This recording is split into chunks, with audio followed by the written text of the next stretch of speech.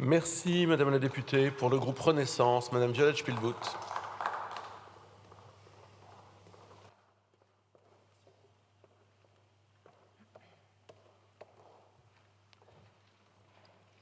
Merci, Monsieur le Président, Monsieur le Ministre, chers collègues. Je commencerai mon propos en vous faisant part de mon étonnement concernant le titre accordé à ce débat, l'austérité imposée par le gouvernement. Non, nous ne rêvons pas. LFI a osé parler d'austérité, alors qu'en vérité, c'est plutôt de bonne gestion de nos finances publiques qu'il faut parler, de création d'emplois et d'activités économiques. Oui, nous devons revenir à des comptes publics sains, mais ce n'est pas avec les recettes de LFI qu'on va y arriver. Si on vous écoute, c'est simple, c'est la banqueroute. 250 milliards d'euros de dépenses publiques par an, selon Jean-Luc Mélenchon, 332 milliards d'euros de dépenses selon Terra Nova. Et quel moyen pour financer ces dépenses? Facile, c'est le matraquage fiscal. Il faut augmenter les impôts, bien entendu pas les vôtres, messieurs, dames, mais les impôts des riches. Comme si l'augmentation ciblée des impôts était une réponse magique.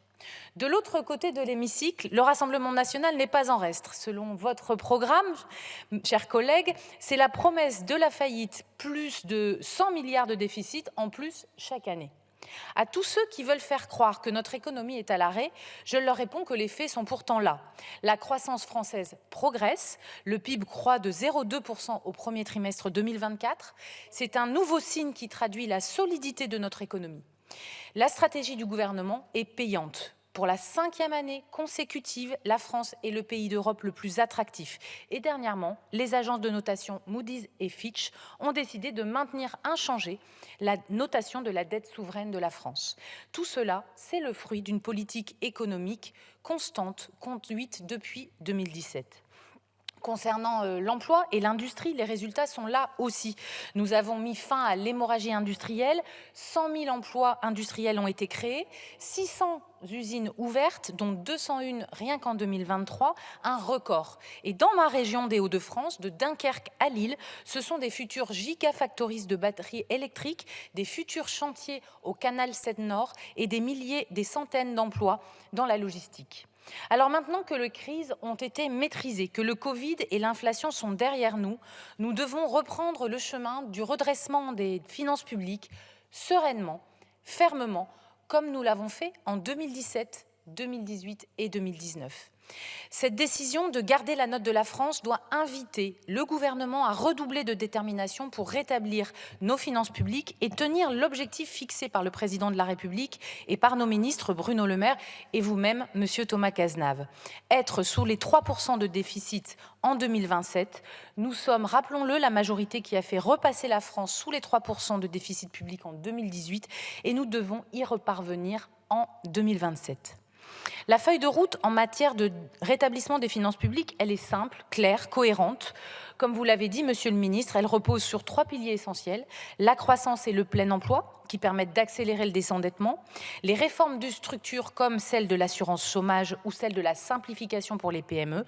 Et enfin, la réduction des dépenses publiques, celles qui ne rendent pas le service qu'elles devraient rendre.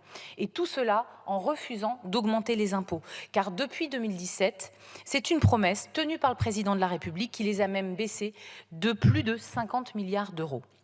Mes chers collègues, il n'est plus question de posture, mais bien de vision. Nous n'avons jamais été aussi nombreux, c'est vrai, à nous alarmer sur le niveau de la dette. Cette situation doit nous amener à rassembler toutes celles et ceux qui, au-delà des polémiques, veulent sincèrement et fermement rétablir les finances publiques de la nation. Cette situation doit nous amener, nous, parlementaires de tous bords, à prendre nos responsabilités et à proposer des économies au gouvernement maintenant et d'ici les discussions sur le PLF 2025.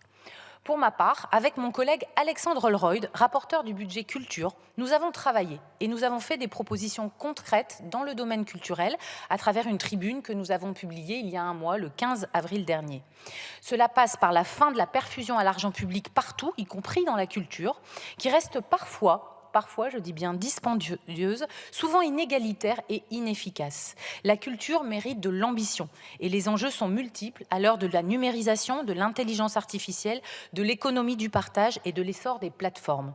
Il est temps de faire des choix courageux comme revoir certaines rémunérations, repenser le modèle de production des événements ou mutualiser des établissements culturels. C'est en ce sens que notre Assemblée peut agir, pas en s'apitoyant sur la situation du pays, ni en hystérisant le débat, mais bien en proposant des solutions concrètes, utiles et protectrices pour les Français. Je vous remercie. Merci, Madame la députée. Pour le groupe du Rassemblement